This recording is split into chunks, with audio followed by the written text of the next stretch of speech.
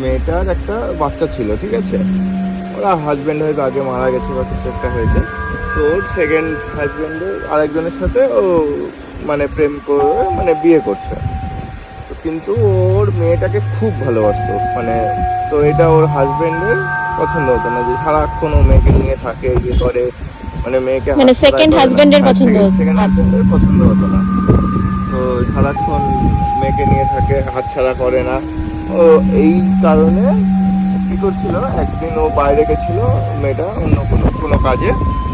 তো আসার পর ও মেয়ে হচ্ছে ওর বর ওকে, মানে সেকেন্ড হাজবেন্ড যেটা, ওকে মাংস রান্না করে খাইয়েছে। ও মাংস রান্না করে খাইয়েছে খুব টেস্টিভাবে। খেতে খেতে ওখানে মেয়ের একটা আঙুল পেয়েছে। তখন ও বুঝতে পেরেছে যে ওটা ওর মেয়েরই মাংস খেয়েছে। হ্যাঁ। হ্যাঁ, ওর মেয়ের মাংস খেয়েছে। তখন ওইটা মানে মানে ও সহ্য করতে না পেরে ও একদম সোজা